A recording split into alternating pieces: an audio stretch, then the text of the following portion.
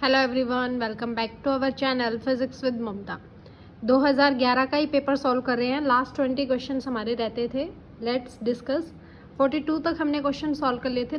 Next हमारा है 43 number question. क्या कहता है? The value of small G that is acceleration due to gravity for the earth is की वैल्यू कहाँ पे ज़्यादा होती है? More at equator than the poles, more at the poles than the equator, zero at the poles and same both and equator and the poles. तो same तो नहीं होती है, ये ऑप्शन कट गया। जीरो भी नहीं होती है पोल पे क्या होती है? मैक्सिमम होती है। जबकि इक्वेटर पे क्या होती है? मिनिमम होती है। तो सेकंड ऑप्शन करेक्ट रहेगा और बाकी सारे ऑप्शंस क्या है इसमें? रॉन्ग। तो नेक्स्ट अगर मैं बात करूँ क्वेश्चन नंबर 44 की, जो क्या कहता है? How does Young's modulus change with rise in the temperature. तो आपका जो यंग्स मॉडुलस है, जब आप टेम्परेचर को इंक्रीज करोगे तो हमारे पास क्या होता है? जो चेंज इन कॉन्फ़िगरेशन है या फिर जो स्ट्रेन है वो क्या होता है? बढ़ जाता है जब आप टेम्परेचर को बढ़ाते हो। और हमें पता है यंग्स मॉडुलस हमारे पास क्या है? Inversely proportional to that of the strain. तो इसका मतलब यंग्स मॉडुलस आपका क्या करेगा? डिक्रीज करेगा जब आप टेम्परेचर को क्या करोगे? इंक्रीज करोगे।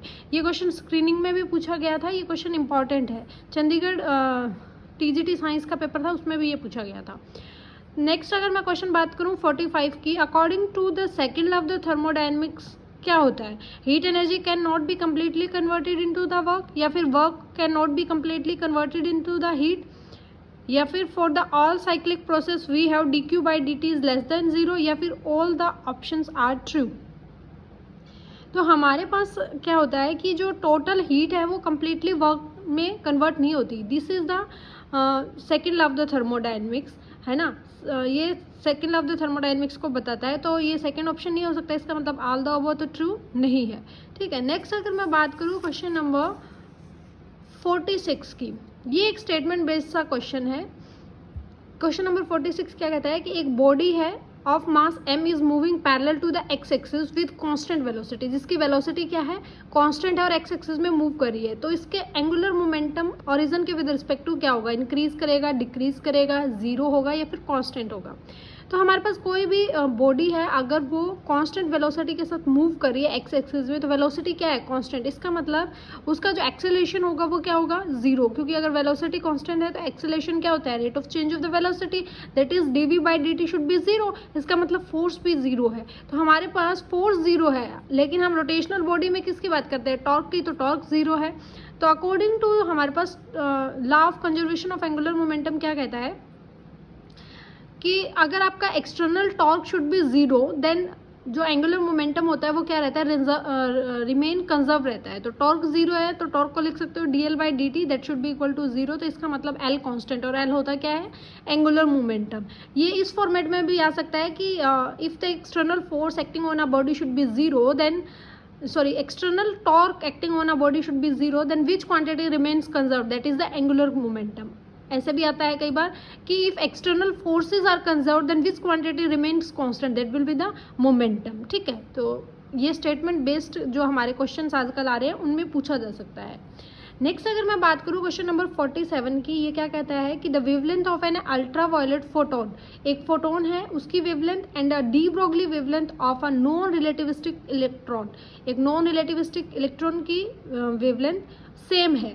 तो एनर्जी ऑफ द फोटोन क्या होगी? Greater than the kinetic energy of the electron, या फिर लेस देन होगी, या इक्वल होगी, या 4 टाइम्स होगी। ये इसने पूछा है। तो हमें पता है फोटोन की एनर्जी आप किससे लिखते हो? हमें पता है according to Planck's law that should be h nu. Nu क्या होता है? फ्रिक्वेंसी, जिसको हम लिख सकते हैं hc/λ। और अगर मैं बात करूँ नॉन रिलेटिविस्टिक इलेक्ट्रॉन की, तो इसकी एनर्जी जो हम लिखते हैं दैट शुड बी mc²। ठीक है। डी ब्रोगली वेवलेंथ क्या होती है? डी ब्रोगली ने हाइपोथेसिस दी थी dual nature of the particle पे।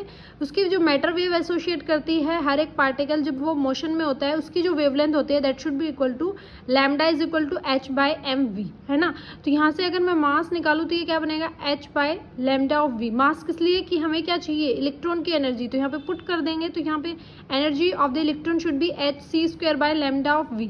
और अगर मैं रेशियो ले लेती हूँ energy of photon to the energy of electron, ठीक है, तो आपके पास ये बनेगा v/c। इसका मतलब एनर्जी ऑफ फोटोन ज़्यादा है किससे? एनर्जी ऑफ द इलेक्ट्रॉन से। वो क्या है? ज़्यादा है। तो अगर एनर्जी ज़्यादा है तो हमें पता है काइनेटिक एनर्जी क्या होती है? Half mv²। तो हमारे पास काइनेटिक एनर्जी भी क्या होगी?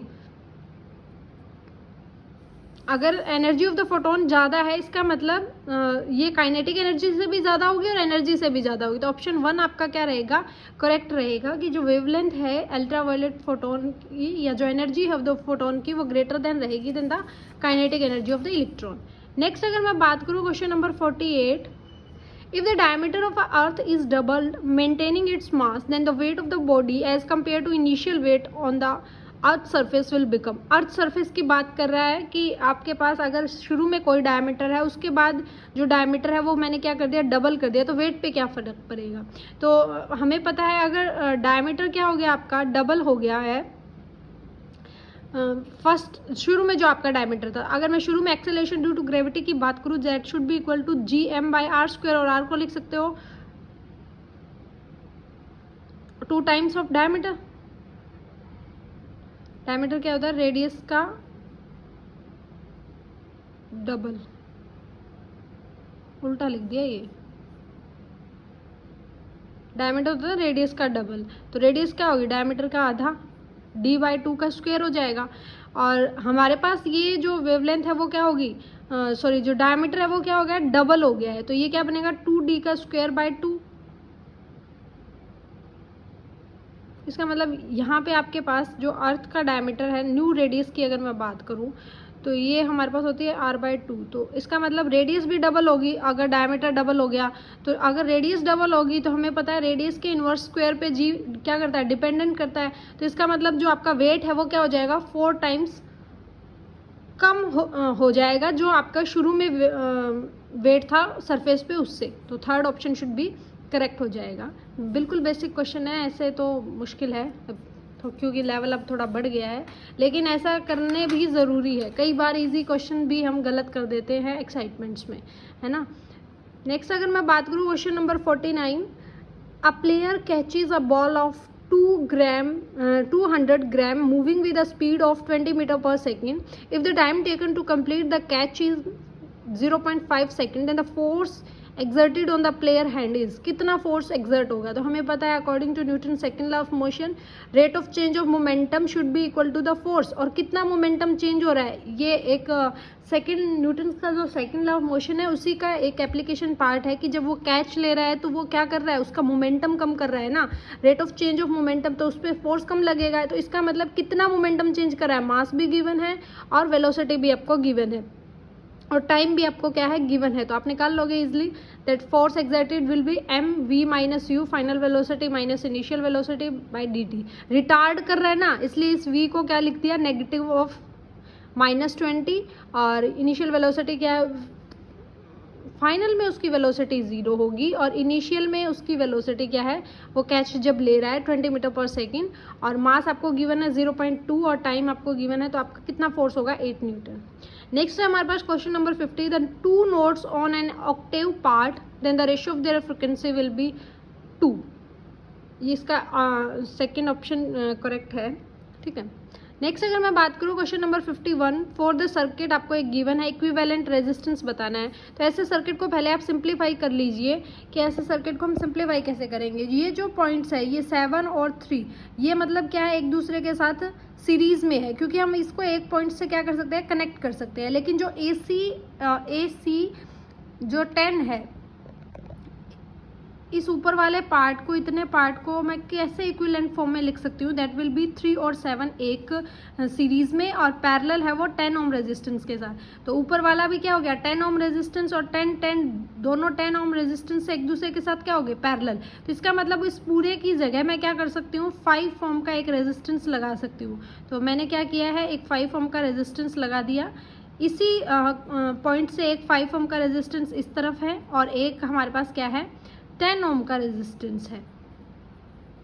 अब अगर हम देखें, ये पॉइंट है A, ये है C और ये है B, तो ये जो दोनों 5 ओम के रेजिस्टेंस है इनको आप सीरीज में, ये दोनों आपस में क्या है, सीरीज में है, क्योंकि इन दोनों में क्या होता है, सेम करंट का फ्लो होता है। तो ये 10 ओम अगर 5 सीरीज में ऐड करेंगे इक्विवेलेंट रेजिस्टेंस, तो ये क्या बनेगा, 10 ओम और 10 ओम दोनों एक दूसरे के साथ क्या है, पैरेलल में। तो आपके पास जो रेजिस्टेंस बनेगा नेट वो क्या बनेगा, 5 ओम।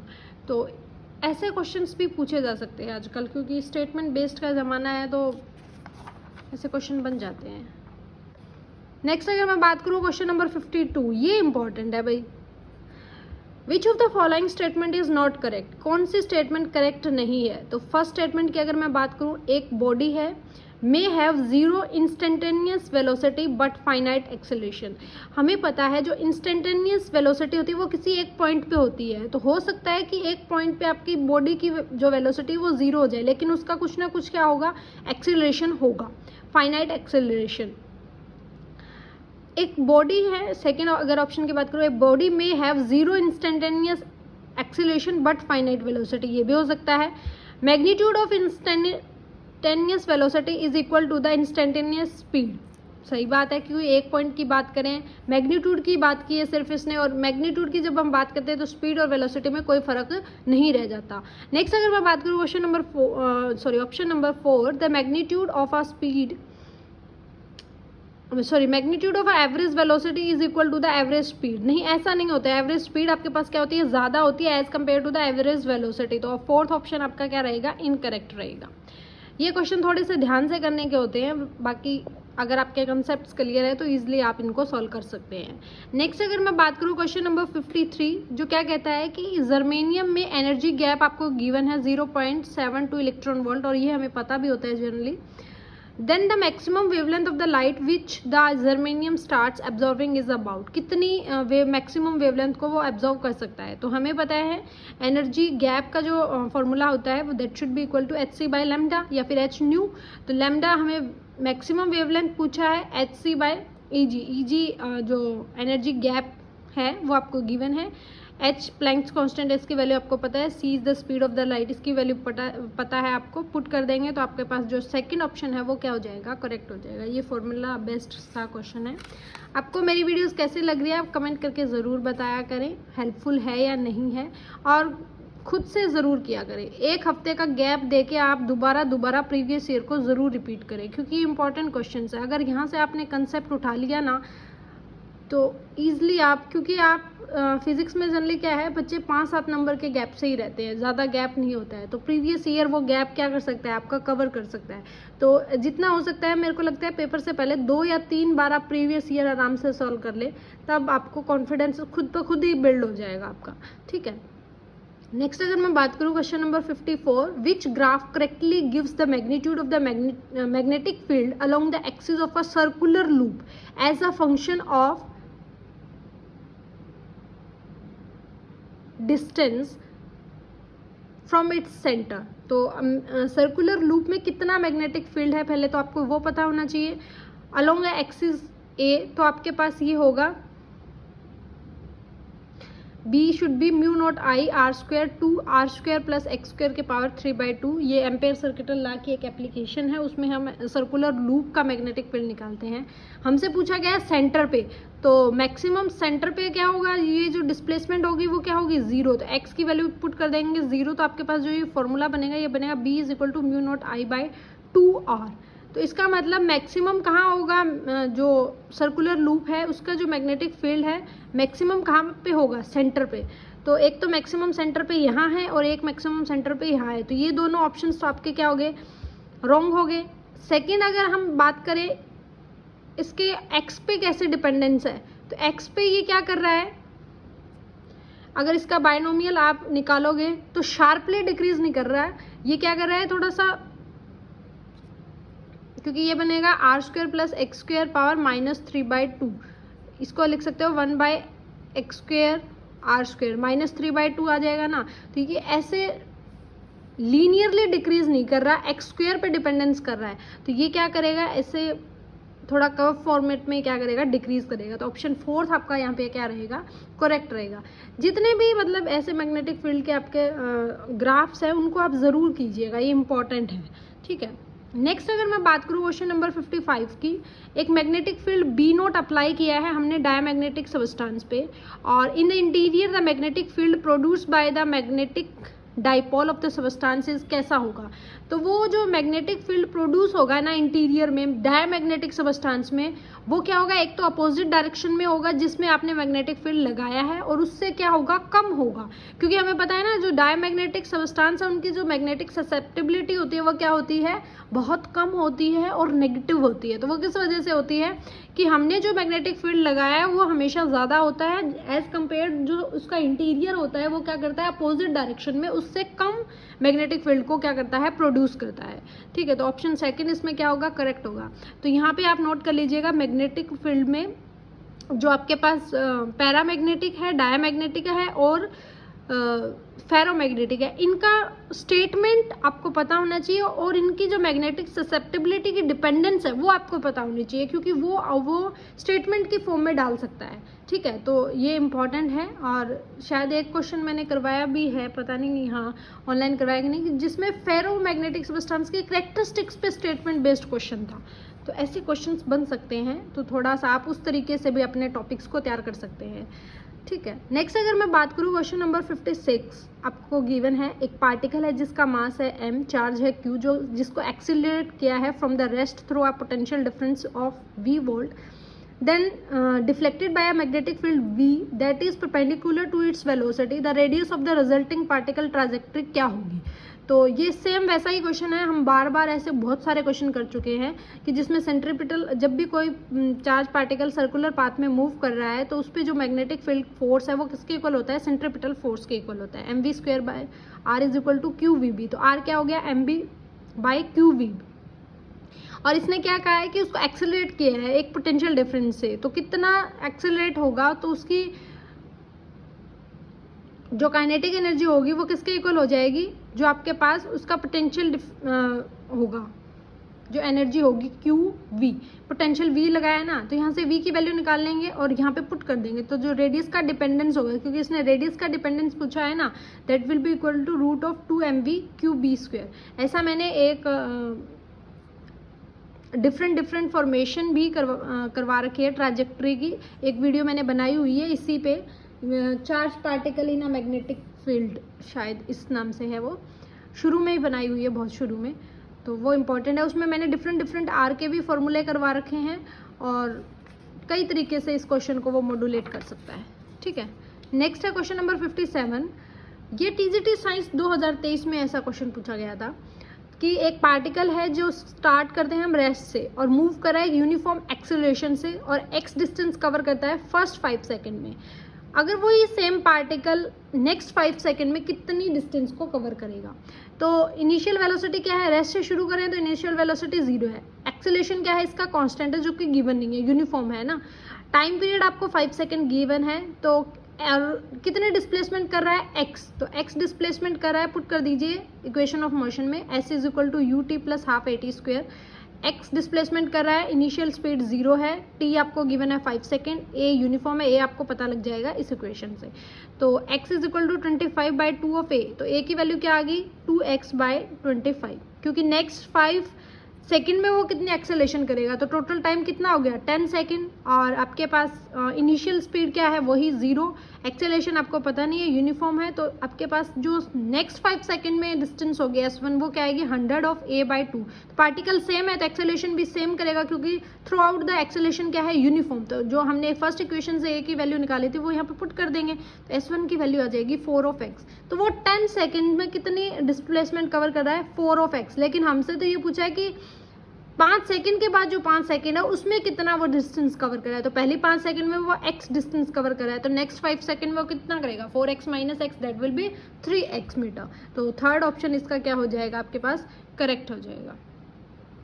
नेक्स्ट है question number 58। Magnetic force per unit length on a wire carrying current of 8 ampere making an angle of 30 with the magnetic field of 0.15 Tesla is. Force per unit length पूछा है इसने, और आपको given क्या क्या है, current given है, theta given है और मैग्नेटिक फील्ड गिवन है। तो इस केस में मैग्नेटिक फोर्स क्या होगा, B I L sine theta. ये हम एक ऐसे लेते हैं कि हमारे पास कोई भी एक स्क्वायर लूप मान लेती हूँ मैं, और जिसको मैंने मैग्नेटिक फील्ड में रखा है और वो क्या कर रहा है, कुछ डिस्टेंस ट्रैवल कर रहा है, तो उसमें क्या होती है, एक मोशनल ईएमएफ प्रोड्यूस होती है। तो वहाँ पे जो मोशनल ईएमएफ में जो हम पढ़ते हैं मैग्नेटिक फोर्स, वो फोर्स क्या होता है, that will be B I L sine theta. यहाँ पे बी क्या है, मैग्नेटिक फील्ड, आई क्या है, करंट, एल जो लेंथ है। तो हमें पूछा है फोर्स पर यूनिट लेंथ, तो फोर्स पर यूनिट लेंथ के लिए फॉर्मूला बन जाएगा B I sine theta. B आपको गिवन है, आई आपको गिवन है, दोनों के बीच में एंगल भी आपको गिवन है, तो आप पुट कर दोगे तो ये आएगा 0.6 ऑफ न्यूटन पर मीटर। ठीक है, नेक्स्ट अगर मैं बात करूँ क्वेश्चन नंबर 59 की, एक कॉइल है कॉपर की जिसको मूव कर रहे हैं parallel to a uniform magnetic field. Parallel है मतलब थीटा 0 है, यूनिफॉर्म मैग्नेटिक फील्ड मतलब बी कांस्टेंट है, तो ईएमएफ क्या इंड्यूस्ड होगी उस कॉइल में। तो हमें पता है जो अकॉर्डिंग टू फैराडेज लॉ जो आपका ईएमएफ इंड्यूस्ड होगा वो किसके इक्वल होता है, minus of d phi by d t, that will be rate of change of magnetic flux, है ना। और फ्लक्स किसके इक्वल होता है, B A of cos theta, जो आपका मैग्नेटिक फील्ड और एरिया के बीच में एंगल। तो पैरेलली मूव कर रहे हैं तो थीटा 0 है, इसका मतलब आपके पास फाई क्या होगा, कांस्टेंट, और मैग्नेटिक फील्ड अगर कांस्टेंट है तो ईएमएफ प्रोड्यूस्ड होगी वो क्या होगी, 0। तो ऑप्शन आपका थर्ड इसमें क्या हो जाएगा, करेक्ट हो जाएगा। और इस पेपर का लास्ट क्वेश्चन, क्वेश्चन नंबर 60, एक ऑसिलेटर है जिसको सब्जेक्ट किया है एक डैम्पिंग फोर्स से, और वो फोर्स किसके प्रोपोर्शनल है, वेलोसिटी के। तो एक सिनुसॉइडल फोर्स हमने अप्लाई किया है आफ्टर अ लॉन्ग टाइम, इसका एम्पलीट्यूड पे क्या फ़र्क पड़ेगा, क्या वो इंक्रीज होगा टाइम के साथ, या डिक्रीज होगा, या कांस्टेंट हो जाएगा, या इंक्रीज होगा with a function of time only it's initial amplitude is large. तो डैम्पिंग फोर्स डायरेक्टली प्रोपोर्शनल किसके बताया है, वेलोसिटी के। तो कुछ समय बाद जो एम्पलीट्यूड होगा वो क्या हो जाएगा, कांस्टेंट हो जाएगा।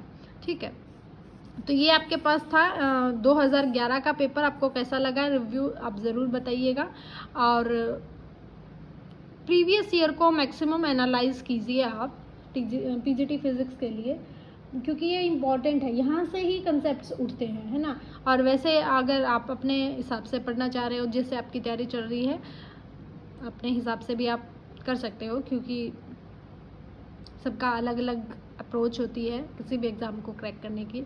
मेरे हिसाब से मैंने जो क्रैक किया है उसमें मेरे ये हेल्पफुल रहे हैं, तो इसलिए मैं इनकी वीडियो भी आपको प्रोवाइड करवा रही हूँ। हो सकता है किसी क्वेश्चन में मेरा डिस्क्रिप्शन अलग तरीके से हो, या गलत भी हो सकता है, कहीं पे गलती भी हो सकती है, तो आप उसको अपने बिहाफ पे ठीक भी कर सकते हैं और कमेंट में बता भी सकते हैं, इट्स ऑल अलाउड, है ना। क्योंकि मैं भी आपकी तरह ही लर्नर हूँ, बस मैंने थोड़ी सी प्रैक्टिस ज़्यादा की है, तो जो मैंने किया है वो मैं आपके सामने रख रही हूँ। और एज यूर विश, आप मेरे चैनल को ज़्यादा से ज़्यादा शेयर, सब्सक्राइब और कमेंट करना बिल्कुल नहीं भूलें। Stay tuned with us.